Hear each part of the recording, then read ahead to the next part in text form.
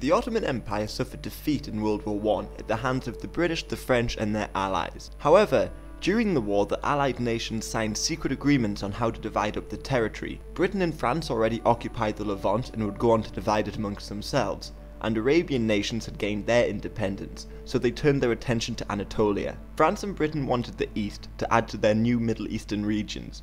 Greece looked to expand east and take the west coast of Anatolia.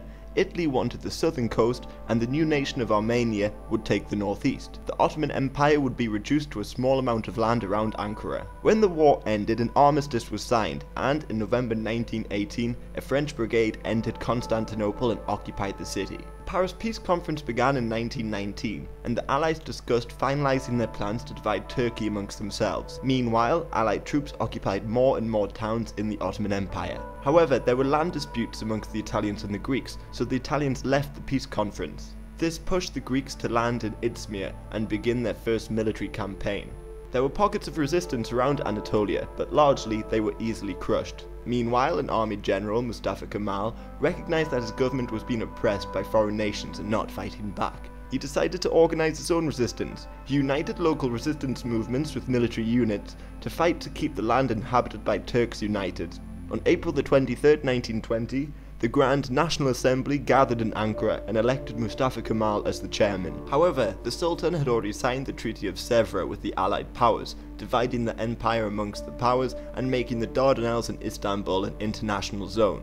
Kemal rejected the treaty, and this effectively gave the Turks two governments, Kemal's Republic in Ankara and the Sultan's government in Istanbul. Kemal's Republic soon started to fight against the Allies on three fronts: Greece to the west, Armenia to the east and France to the south, and they all received a lot of backing from other nations. However, Kemal was able to get help from the Soviets, who wanted to move into Armenia and find a new ally. They sent the Turks thousands of weapons, and then Bolshevik troops took Yerevan and established a new Soviet government in Armenia. The two nations then signed a treaty to establish new borders. With the Armenian front freed, this allowed Kemal to focus on Greece in the west. In early 1921, the Greeks were pushing on Ankara. However, they were halted at the Battle of Sakarya. The Battle of Sakarya and the loss of Armenia undermined the French desire to continue the war, so they made peace with the Turks and cemented the Turkish-Syrian border. Kemal then led an offensive against the Greeks and retook Izmir in September 1922. He then began to threaten Constantinople, which was under international control.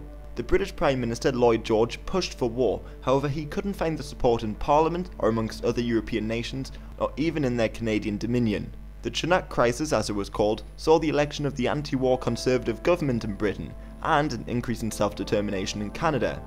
The new British government then persuaded the Greeks to abandon Constantinople, and peace talks began.